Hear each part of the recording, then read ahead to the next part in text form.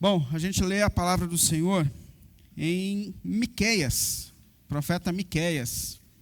Eu não sei se você se lembra do profeta Miqueias, mas ele é a base hoje da nossa reflexão. Então, abra por gentileza a sua Bíblia, conecte a sua Bíblia, talvez, lá no profeta Miqueias. Quero ler com você o capítulo 6 de Miqueias, no versículo 8. Miqueias, capítulo 6, versículo 8. Está lá no finalzinho do Antigo Testamento.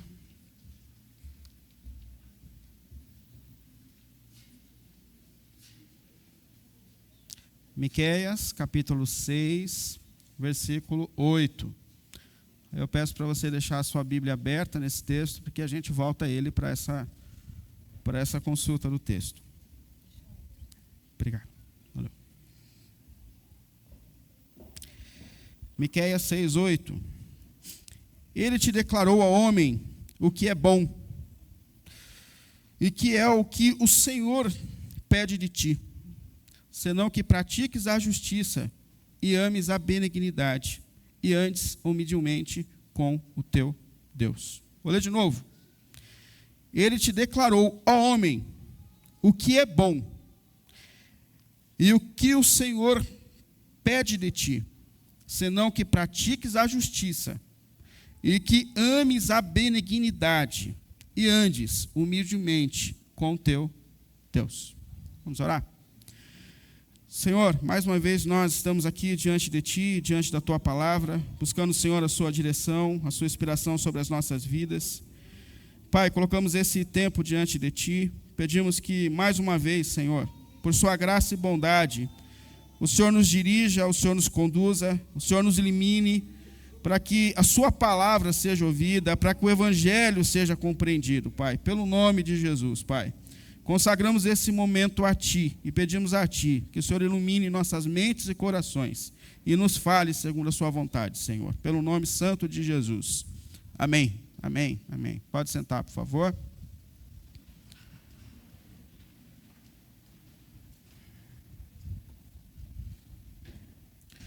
Essa semana eu ouvi uma frase, na verdade eu acho que eu li uma frase que me fez refletir. E alguém perguntou assim: o que você pretende fazer antes de chegar ao fim da sua existência? O que você faria se você soubesse que você tem pouco tempo de vida? Já pensou sobre isso? Alguém já pensou? Levanta a mão assim. E eu ouvindo essa frase, me coloquei a pensar sobre algumas coisas. Primeiro, eu devo estar ficando velho, porque essa coisa é coisa de velho. Ficar pensando sobre o tempo que ainda me resta, não sei. Eu percebi que eu passei na metade, eu acho, e deve estar acontecendo isso comigo. Mas, segundo, eu fiquei pensando, que marca eu tenho deixado na minha história? Quais as marcas que eu tenho deixado na minha vida? O que meu filho vai lembrar de mim? Quais são os traços da minha natureza que mais têm marcado as pessoas a quem eu amo, a quem eu recebi de Deus como missão na minha vida? Qual é o meu legado? Qual é o meu legado? Mas eu também pensei sobre quais são as coisas que de fato eu tenho colocado como prioridade nesse momento da minha existência. O que de fato tem movido o meu coração, tomado mais o meu tempo, o que mais me deixa feliz ou tenso? Quais são as coisas que têm governado a minha vida? Eu me peguei pensando sobre isso. Porque, de fato, segundo a Bíblia, a vida ela é breve.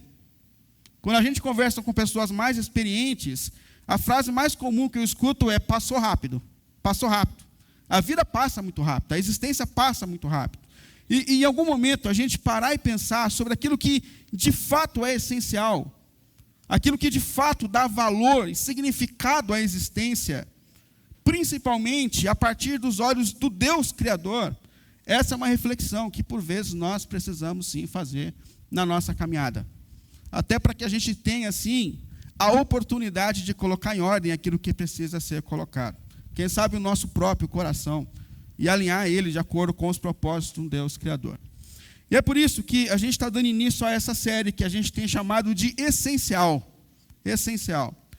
Aliás, vale destacar que a Thalita está cada vez melhor, né, nas imagens que ela faz, e ficou bem legal essa. Porque a ideia é justamente essa. No meio de uma sociedade tão movimentada, onde a gente recebe da sociedade comum tantas demandas, tantas prioridades, tantas metas, o que em meio a tudo isso é essencial àqueles que são considerados discípulos de Jesus. O que de fato importa, o que de fato tem que dar significado à nossa existência, à nossa jornada, enquanto nós ainda estamos aqui no tempo que Deus tem nos dado. Por isso, o propósito dessa série é justamente refletir sobre as coisas que dão sentido, valor à vida, significado à nossa existência, a partir daquilo que Deus espera de nós. E o primeiro tema que a gente tem colocado para essa série de reflexões é: o que Deus espera de mim? Quais são as expectativas que Deus tem a respeito da minha vida? Porque você pode dizer assim: mas eu tenho a palavra. E a palavra me mostra aquilo que Deus espera de mim. E é verdade, é a palavra que fala aquilo que Deus espera de nós. Mas assim, a gente tem que admitir que a palavra é um pouco complexa. São muitos textos. E que por vezes, quando a gente se depara com os textos bíblicos, isso não está tão claro e tão fácil de ser compreendido. E qual a importância desse texto aqui de Miqueias? Esse texto de Miqueias é considerado no Antigo Testamento um resumo de tudo aquilo que Deus espera do seu povo. É considerado um livro, um texto, uma frase. Esse momento aqui é um resumo de tudo aquilo que Deus já tinha falado em Êxodo, Deuteronômio, Levítico. Se Deus pudesse resumir tudo aquilo que Ele falou, tudo aquilo que Ele ensinou, esse texto resumiria quais são as expectativas que Deus tem a respeito da minha vida, da minha história e da minha jornada. E eu não sei, mas se você, assim como eu, você tem entendido a sua jornada espiritual centrada em Cristo, como o Elismar falou hoje aqui, que o propósito de Deus é que nós nos tornemos cada dia mais parecidos com Cristo, essa pergunta surge naturalmente no teu coração: o que Deus espera de mim? Quais são de fato as prioridades que eu preciso dar à minha existência e à minha caminhada? Quais são as expectativas que o Deus Criador dos céus e da terra tem sobre a minha jornada, sobre o desenvolvimento da minha vida? Bom, eu queria primeiro te apresentar o contexto de Miqueias. Miqueias aqui ele é chamado de um profeta de Deus, para ser um profeta de Deus. O Antigo Testamento tinha pelo menos 2 tipos de líderes que governavam sobre a nação. Eram os sacerdotes. Os sacerdotes eles tinham uma missão de apresentar Deus diante do povo. Então, através do culto e dos sacrifícios, eles apresentavam o povo diante de Deus. Mas o profeta, ele tem a missão de representar diante do povo a palavra de Deus. Então, quando Deus quer falar com o seu povo, quando Deus quer ensinar o seu povo, Ele usa a vida dos profetas. E aqui, eu já disse isso algumas vezes, eu acho importante dizer de novo, o trabalho do profeta no contexto do Antigo Testamento, ele tem uma dimensão muito maior do que do nosso tempo e da nossa realidade. Por quê? Porque os profetas viveram em um tempo em que a palavra de Deus ainda não estava toda revelada. Eles têm algumas coisas a respeito da palavra de Deus, mas nem tudo ainda foi ensinado, nem tudo ainda foi contado. Então, quando Deus usa a vida de um profeta no Antigo Testamento, Ele está revelando, mostrando aquilo que eles ainda não sabem. Por isso que quando um profeta fala, a palavra de Deus é irrevogável, é inquestionável. O profeta falou, está falado. Ele ensinou, está ensinado. Vira regra de vida para aqueles que de fato seguem ao Senhor. E é diferente do nosso contexto, porque quando o apóstolo Paulo fala sobre algum dom de profecia no Novo Testamento, como lá em 1 Coríntios, capítulo 14, versículo 29, ele fala assim: no máximo profetizem 3, e os outros julguem as profecias. Percebe? Diferente daquele texto do Antigo Testamento, onde o profeta não era questionado, aqui não. Por quê? Porque a gente já tem a palavra de Deus revelada. O ministério aqui ganha uma outra dimensão, então como que eu julgo uma profecia? Pela palavra. Eu tenho um texto bíblico na minha mão. Isso que está sendo ensinado, dito, profetizado, isso aqui está relacionado ao propósito de Deus, à palavra de Deus, porque se não tiver, por mais agradável que me seja, eu descarto. É a palavra agora que rege a vida da igreja. Por isso que eu particularmente gosto do conceito de que muitos teólogos têm, de que a principal profecia dos nossos tempos está relacionada à pregação do evangelho, da palavra, com a unção do Espírito Santo de Deus. Eu acho que a maior missão hoje em dia profética é a exposição do evangelho. E uma outra questão importante sobre esses profetas, assim como era Miqueias, é que eles não eram queridos. Meu irmão, ninguém ia na casa do profeta, todo mundo corria do profeta. O profeta aparecia na esquina, todo mundo, porque o cara só dava pancada. O cara tinha uma palavra de correção. A missão do profeta é trazer o povo de Deus para o propósito de Deus. Então ele andava de fato batendo, chamando, observando, falou, se arrepende, volta para a vontade de Deus, você sabe que você se esquivou de Deus, volta para Deus, volta para Deus. E é interessante que, mesmo naquele contexto, o próprio Miqueias denuncia isso no capítulo 2, versículo 6, ele já fala sobre pessoas que não queriam um tipo de profeta como Miqueias. No versículo 6 do capítulo 2, ele diz assim, o povo me diz, pare com essas profecias, porque ele era um cara duro, que trazia uma palavra de repreensão, de exortação. Então, pare com essas profecias. Não é possível que Deus faça a desgraça cair sobre a gente. Falou, desculpa de boa. Toda vez que você fala que você está sendo usado por Deus, você traz uma cajadada para a gente. Profetiza coisa boa. Pelo amor de Deus. E no versículo 11, ainda do capítulo 2, ele fala sobre como os profetas que dizem coisas atraentes são mais atraentes às pessoas. Porque ele fala assim no versículo 11, o profeta que a gente prefere é aquele que anda pregando mentiras e falsidades. E o que eles falam? Eles falam que nós vamos ter fartura de vinho e de bens nessa vida. Ou seja, eles só profetizam coisas que a gente quer ouvir. E quando o apóstolo Paulo orienta Timóteo, que era um pastor, pregador do evangelho, ele fala assim, vai chegar o tempo em que as pessoas de fato abandonarão a palavra de Deus. E elas levantarão profetas que dizem aquilo que as pessoas querem ouvir. E eles de fato levarão multidões. Mas qual é a missão que Miqueias recebe do Senhor como profeta do Senhor? A missão que ele tem é justamente denunciar o pecado do povo. É sempre chamar de volta o povo para o propósito de Deus e para a vontade de Deus. E é isso que ele está fazendo aqui. E o que Miqueias está denunciando? Quais eram os problemas da nação de Israel naquele período em que Miqueias foi usado por Deus para trazer a palavra de Deus e a repreensão de Deus para o seu povo? Pelo menos 3 coisas ele sinaliza aqui. A corrupção. Tem gente que acha que corrupção é uma coisa dos nossos tempos, mas não é. A corrupção faz parte do mundo desde que o ser humano se afastou do Deus Criador. Então, os políticos da época, os líderes da sociedade, abusavam do povo, cobravam impostos desonestos. Como ele diz aqui no versículo 1 do capítulo 3, ele fala assim, escutem vocês, líderes e autoridades de Israel, vocês deviam praticar a justiça, e, no entanto, odeiam o bem e amam o mal. Vocês tiram a pele do meu povo e arrancam a carne dos ossos. Ou seja, vocês exploram tudo que vocês podem do povo. Vocês tiram até a carne dos ossos. Exploração maciça, corrupção dentro da política. E, detalhe, essa corrupção, essa ganância tinha se estabelecido ao próprio trabalho pastoral, sacerdotal, porque no versículo 5 do capítulo 3, ele diz assim, assim diz o Senhor, aos profetas, pastores, pregadores, que fazem o meu povo se desviar, e que lhes dão o que mastigar, aos que lhes dão de mastigar, ou seja, aqueles que contribuem, vocês proclamam paz, alegria, você está trazendo dinheiro, então paz para a tua vida, vai ser prosperidade, tudo vai dar certo, tua vida vai dar certo, mas para aqueles que não contribuem, que não dão uma propininha ali para o pastor, eles proclamam guerra santa contra eles e enchem-lhes, porque eles não lhes enchem a boca.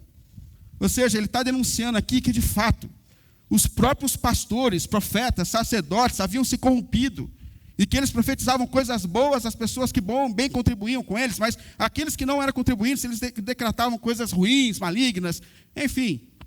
Há uma depravação que alcançou até a liderança da igreja.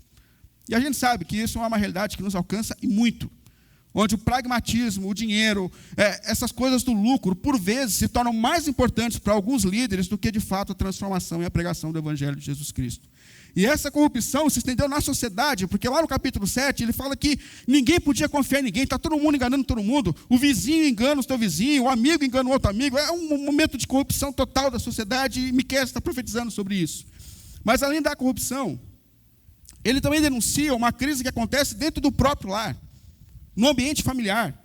No capítulo 7, versículo 6, ele diz assim, pois o filho despreza o próprio pai, a filha se rebela contra sua própria mãe, a nora contra a sogra. Os inimigos do homem são os seus próprios familiares. E por que Miqueias aqui está chamando a atenção do povo, está chamando a nossa atenção? Porque ele sabe que o desequilíbrio social começa dentro das famílias.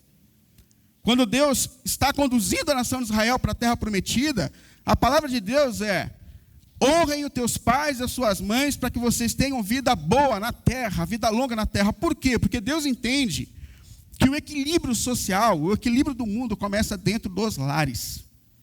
E deixa eu dizer uma coisa para você que entende que o teu filho está sendo formado espiritualmente dentro do ministério infantil. Isso não é verdade. Isso não é verdade. Diante do mundo da realidade da vida dos seus filhos, a gente é só uma gotinha. Crianças aprendem a amar o Senhor dentro dos lares. Crianças aprendem a levar a palavra de Deus a sério, a lei de Deus a sério dentro dos lares. É no ambiente familiar que Deus forma e discipula crianças. É no ambiente familiar que eles aprendem a respeito da oração, da palavra de Deus, da lei de Deus. E muitas crianças não veem nem o seu pai dobrando seus joelhos em oração. Mas é no lar que a formação espiritual de uma criança acontece. E outra questão aqui, que ele coloca em terceiro lugar, que ele está denunciando e sendo usado por Deus para chamar a atenção do povo. Há uma crise que se estabelece na igreja. Porque quando você olha para essa sociedade tão distante de Deus, os profetas estão longe de Deus, os pastores estão longe de Deus, os políticos estão longe de Deus, a sociedade está longe de Deus, um enganando o outro, as famílias estão distantes de Deus, você vai dizer assim, esse pessoal não ia mais para a igreja. Mas não é assim. Tudo nos leva a crer que esse pessoal frequentava a igreja. Que eles estavam no templo, que eles estavam buscando ao Senhor. Tanto é que se você olhar aqui no capítulo 6, versículos 6 e 7, a pergunta que eles estão fazendo ao Senhor é: como nós podemos te agradar, Senhor? O que o Senhor espera de nós? Quais são as suas expectativas? Como que nós podemos agradar o Senhor? O que a gente pode fazer? Aí eles levantam essa questão: com o que eu poderia comparecer diante do Senhor e curvar-me perante o Deus exaltado? Com o quê? O que eu posso oferecer a Deus? Aí eles começam a perguntar: deveria eu oferecer holocausto de bezerro de um ano? Será que Deus vai ficar feliz comigo se eu oferecer um sacrifício? Ou mais do que isso, ficaria o Senhor satisfeito com milhares de carneiros, com 10.000 ribeiros de azeite? Será que aí Deus vai ficar? Aí é hard, é mais sacrifício.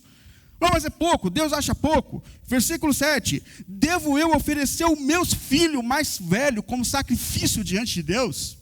O que era comum naquele contexto, o social onde eles estão envolvidos, onde normalmente eles ofereciam o próprio filho como sacrifício diante dos seus deuses. E eles agora estão imitando a sociedade na qual eles estão inseridos. Eles estão dizendo: será que Deus vai ficar feliz?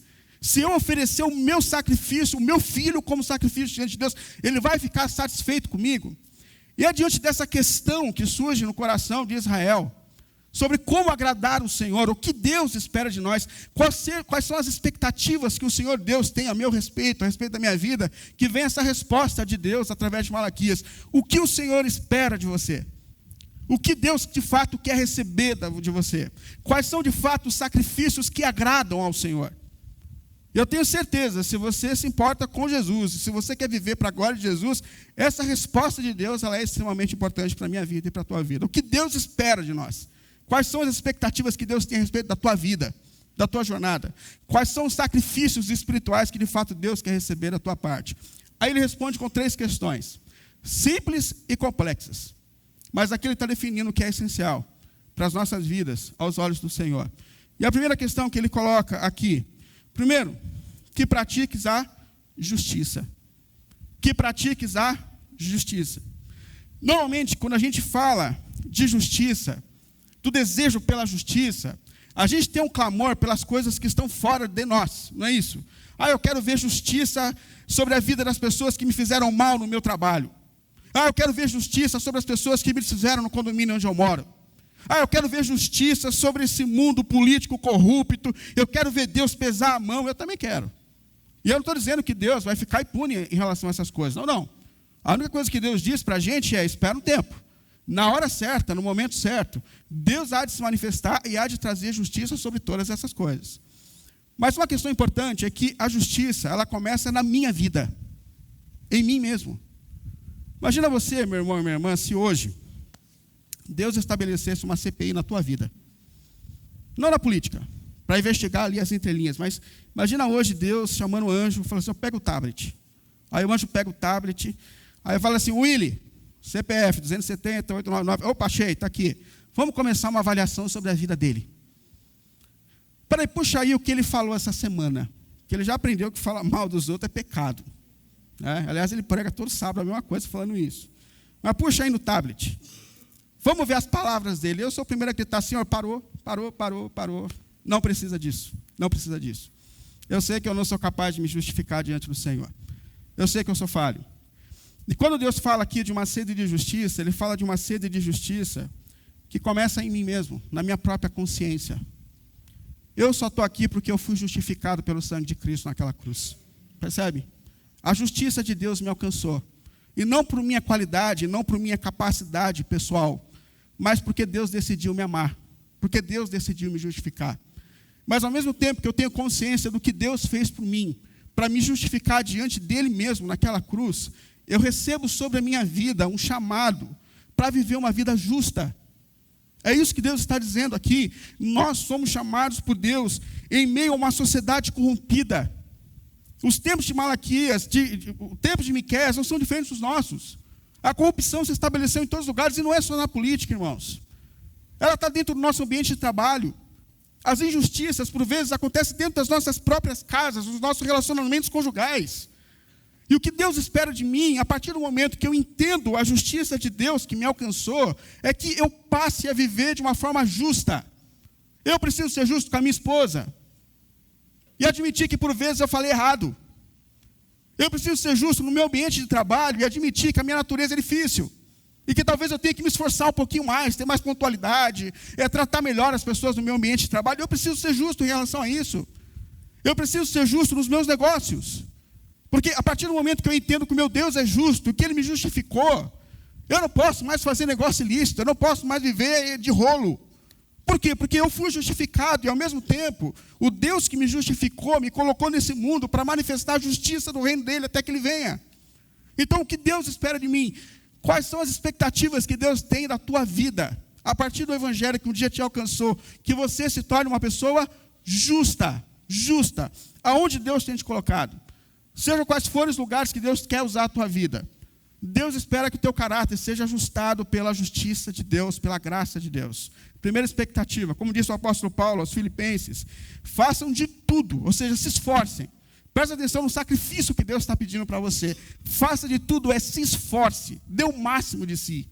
Para quê?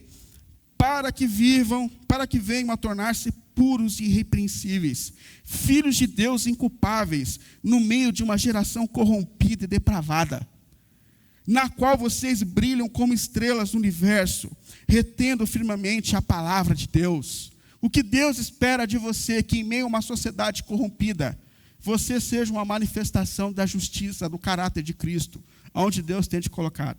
Primeira expectativa que Deus tem a respeito da tua vida. Primeiro sacrifício que Deus espera acontecer na tua vida de louvor a Ele. Mas segundo, são 3. Que você ames a misericórdia.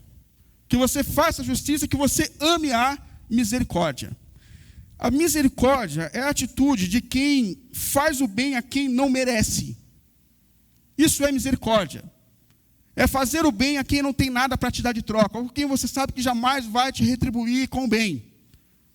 Nós só estamos aqui hoje porque um dia Deus nos alcançou com a sua misericórdia. Nós não tínhamos nada para oferecer, nós não éramos nada, mas Deus, por misericórdia, me olhou na condição em que eu estava, e Ele se movimentou, estendeu a mão e me tirou de onde eu estava. Isso é misericórdia. E eu não tinha nada para dar em troca. É misericórdia, é misericórdia. Mas o desejo de Deus agora é que essa misericórdia, que um dia alcançou a minha vida e a tua, se manifeste através da nossa vida. Aprender a fazer o bem a quem não nos faz bem. Aprender a ser uma manifestação de amor para quem não ama. E é difícil esse negócio. Mas esse é o desejo, esse é o tipo de sacrifício que Deus espera de nós. E eu vou dizer, tem muita gente que, em nome de Jesus, vive no ódio. Machuca, fere, briga. E que acha que está lutando pela causa de Cristo, ou que está manifestando o caráter de Cristo através de machucar, bater, de ferir com palavras, de ficar em debates inúteis. Mas assim, de boa. Às vezes a causa é até justa, mas em que isso tem manifestado o caráter e a misericórdia do nosso Senhor?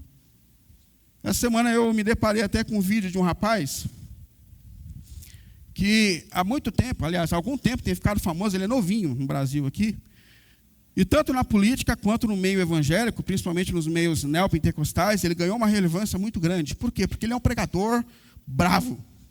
É o rapaz que sobe no púlpito para bater, para denunciar. E muitas causas pelas quais ele luta, ele está certo, realmente. Mas assim, a maneira, o ódio, a raiva, em nada revela o caráter de Jesus Cristo. Percebe?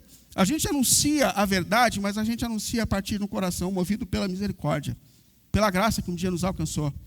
E é isso justamente que o profeta está dizendo aqui. O desejo de Deus é que você ame a misericórdia. que você ame amar, que você ame fazer o bem, mesmo a pessoas que talvez não tenham feito boas obras na tua vida e na tua história. E Jesus falou exatamente a mesma coisa. No Evangelho de Mateus, capítulo 5, versículo 43, palavras de Jesus, o nosso Senhor, sobre como nós devemos tratar as pessoas que nem sempre são agradáveis para a gente. Aí Jesus fala assim: vocês sabem o que foi dito. E qual é a regra comum desse mundo, dessa vida? Ame o seu próximo, ame quem te ama, e odeie o seu inimigo. Isso aqui é o padrão comum da vida. Seja legal com quem é legal com você. Faça o bem para quem tem feito bem a você. E o resto, odeie. Odeie. Mas aí vem Jesus e fala assim: mas eu lhes digo, ou seja, em Cristo, a gente está recebendo um novo padrão para a nossa existência. Um novo padrão de vida. Eu lhes digo, a palavra de Jesus sobrepõe a regra comum dessa vida. E o que Jesus está dizendo para a gente? Amem os seus inimigos e orem por aqueles que te perseguem. Amem os seus inimigos e orem por aqueles que lhe perseguem. E eu não sei para você, mas esse negócio é difícil demais para mim. Orar por quem me faz mal, amar quem não é agradável para mim, esse negócio é difícil demais para mim. Eu confesso para você que, na verdade, eu quero cantar que a minha vitória vai ter sabor de mel. Isso para mim é bem mais fácil, assim, sabe? Mas assim, orar pelos meus inimigos, orar por quem me faz mal, orar para quem é desagradável para mim, orar por quem fala mal de mim, orar por quem me abandona, esse negócio para mim é uma distância terrível ainda da realidade do coração e da vida. Porém, por que nós devemos fazer isso, apesar de ser tão desafiador para a gente? Jesus continua: para que vocês sejam conhecidos como o Pai Celestial de vocês, como filhos do Pai Celestial de vocês. Por quê? Porque o Pai de vocês, ele age assim. O Pai de vocês faz o bem a quem não é bom. O Pai de vocês derrama chuva sobre pessoas que não se importam com Ele. E qual é o desejo de Deus? É que nós sejamos imitadores de Deus. A expectativa que Deus tem a respeito da nossa vida é que nós sejamos uma manifestação desse amor. E Jesus complementa, deixando isso mais intenso, porque Ele fala assim: se vocês amarem o que vos amam, ou tratarem bem os que tratam bem vocês, o que vocês esperam receber? Ou seja, qual a diferença que existe entre você e o mundo no qual você está inserido?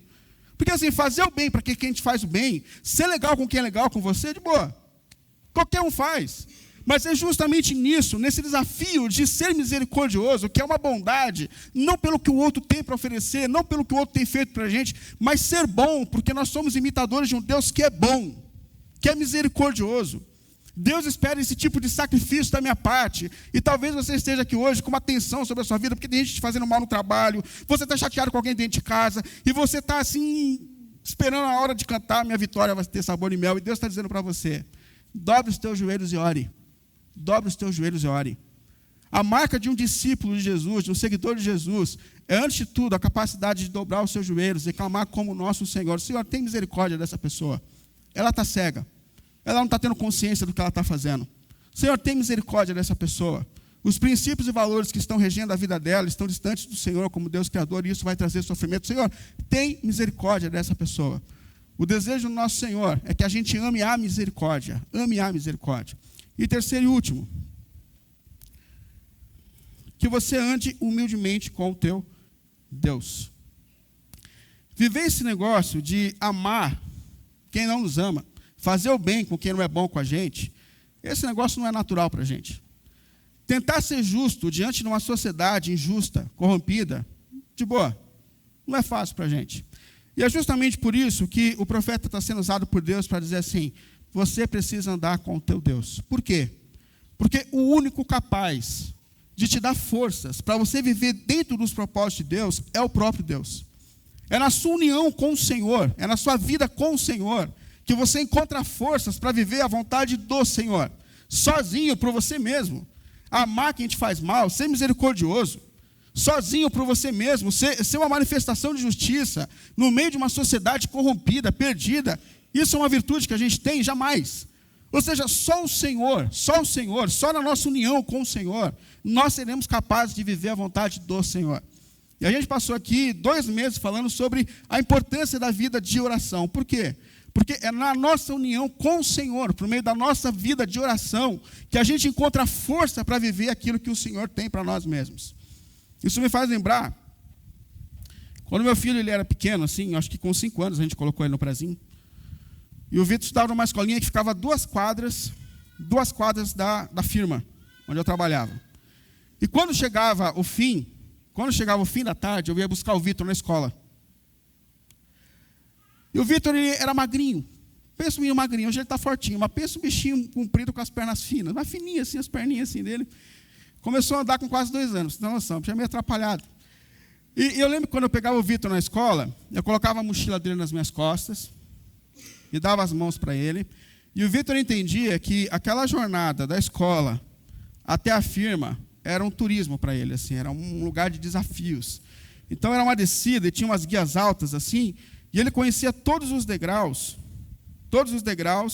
e ele ia pulando um por um, todos. Era uma demora para chegar até a firma. Só que assim, eu já sabia os degraus que ele não suportava pular, porque aquelas pernas finas que ele tinha. Então, quando ele pulava, eu já estendia a mão e ele dava uma balanceada e deixava ele em pé. E ele achava que ele conseguia por ele mesmo, mas era eu que estava segurando ele. E tinha algumas calçadas que eram muito inclinadas. Aí ali ele entendia que ele tinha que passar pela guia. Aí ele passava equilibrando, escorregava, enfiava o pé na valeta, eu levantava ele, deixava em pé e ele continuava a jornada até chegar na firma, sem tomar um tombo muito mais sério, né? Mas quando ele fala aqui de nós nos unimos com o Senhor, ele está falando justamente de nós andarmos de mão dadas com o Senhor. Sabendo que caminhar dentro da vontade de Deus com a nossa natureza limitada jamais será possível através das nossas próprias forças. E quando ele fala, ande unido com o teu Senhor, vive em comunhão com o teu Senhor, ele está falando de atitude de pessoas que sabem que só vão viver dentro da vontade de Deus e do propósito de Deus, que só vão se alinhar a partir daquilo que de fato é essencial aos olhos de Deus, sem andar em comunhão com o teu Senhor. E ele fala que andem humildemente com Deus, humildemente, porque, por vezes, a atitude religiosa, essa ideia de que por meio dos nossos sacrifícios nós agradaremos a Deus, ela não é uma aparência de humildade, como disse Paulo aos Colossenses. Na verdade, isso é uma arrogância espiritual. Achar que você vai andar com Deus através dos teus sacrifícios. O que eu vou oferecer a Deus, como ele disse à nação de Israel? Qual é o sacrifício que eu posso fazer para Deus não soltar a minha mão? Não. Não é isso que Deus está pedindo. O que Deus está pedindo é relacionamento, é comunhão. Percebe? O que Deus espera de nós é que a gente lute com todas as nossas forças e limpe as nossas vidas, os nossos corações, de tudo aquilo que tem atrapalhado de alguma maneira a nossa comunhão com o Senhor. Porque o que Deus quer não é mais sacrifício. É isso que Deus está dizendo, não é mais esforço espiritual. Não é mais campanha, não é mais cuidado, não. Deus quer vida com Ele, percebe? Essa aqui é a dimensão da compreensão de que o culto, de fato, a Deus, não está relacionado ao teu sábado, mas está relacionado à tua vida. Deus quer a vida. É por isso que o apóstolo Paulo fala em Romanos capítulo 12, ofereçam as tuas vidas como sacrifícios vivos diante de Deus, percebe? Não é o momento, não é o lugar, não é o sacrifício, é a vida. E o que Deus quer como sacrifício? Esse meu esforço de viver segundo a vontade dEle. Esse é o maior sacrifício que a gente pode viver na vida com Deus. Essa é a expectativa que Deus tem a respeito de você. O salmista entendeu isso, ele fala, Senhor, eu sei que o Senhor não se agrada de sacrifício. Salmo 51, 17. Nem te agrada de mais holocaustos, de mais culto. Porque se fosse assim, eu mesmo os traria. Eu mesmo faria. Muito mais fácil, eu trago a minha oferta, tudo resolvido. Não, mas eu sei, Senhor, eu sei que o que de fato agrada o Senhor é um espírito quebrantado, que reconhece a necessidade da graça e da misericórdia de Deus a cada dia, e que por isso caminha de joelhos diante de Deus, por isso luta pela comunhão com o Senhor. Por quê? Porque reconhece que o único capaz de deixar a gente em pé na jornada da vida e dentro do propósito dEle é o próprio Senhor, E talvez assim como eu, você pergunte, o que Deus espera de mim? Quais são as expectativas que Deus tem a respeito da minha vida? Primeiro, que a sua vida se alinhe a partir da justiça. Meu irmão, minha irmã, eu não sei onde Deus tem te colocado. Eu não sei quais são os desafios que você tem enfrentado. Mas eu sei que assim como no tempo de Miqueias, você tem vivido num mundo corrompido, que se afastou do propósito de Deus. E que isso está acontecendo em todos os lugares que você tem vivido. Mas qual a expectativa que Deus tem da sua vida? Que você seja diferente. Que você seja uma manifestação da justiça de Deus, da graça de Deus. Que você seja uma manifestação do reino de Deus, do caráter de Cristo, seja qual for o ambiente que Deus tenha te colocado. Mas mais do que isso, que você tenha um coração que ame a misericórdia. Ou seja, eu sei que na luta por justiça, a gente sabe que na luta por justiça, por vezes o nosso coração se cansa e se enche de ira. Por vezes a gente levanta e diz, Senhor, até quando a gente vai ter que suportar esse mundo fora de ordem? Mas enquanto a gente estiver aqui, o desejo do Senhor é que os nossos corações sejam movidos por misericórdia. Pessoas que apontam os erros, a gente tem em todos os lugares. Joelhos que estão dobrados diante de Deus, falando, Senhor, tem misericórdia, são poucos, irmãos. São poucos, irmãos. Ao momento que Deus decide punir a nação de Israel, e ele levanta uma questão sobre o povo, ele fala, eu não achei ninguém que se coloque na brecha. Ou seja, eu não encontrei ninguém que está intercedendo. Eu no caminho não achei ninguém que está clamando por misericórdia. Deus tem misericórdia, Senhor. Porque como discípulos de Jesus, a nossa voz é como a do nosso mestre, dizendo, Senhor, tem misericórdia, eles não sabem o que fazem, Senhor.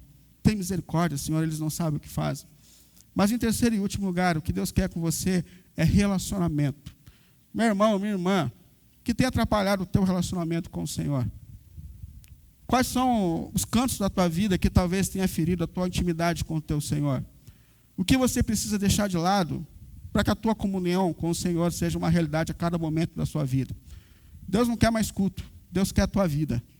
Deus quer a tua vida de acordo com os propósitos eternos de Deus. Se você, assim como eu, pergunta, Senhor, o que tu esperas de mim? A Bíblia é complexa demais, tem tanta coisa, e Deus está resumindo para você hoje aqui qual é o culto que Deus quer receber de você. Viva uma vida justa, interceda por aqueles que estão perdidos, e batalhe ao máximo para viver uma vida em comunhão com Deus a cada dia, a cada segundo da sua vida. Essa é a expectativa que o Deus Criador dos céus e da terra tem a respeito da tua jornada, a respeito da tua vida. Eu oro a Deus para que a gente consiga cada dia mais se alinhar a esse propósito eterno que Ele tem para nós, daquilo que é essencial, acima de tudo, aos olhos do nosso Senhor. Amém? Vamos ficar em pé para a gente orar.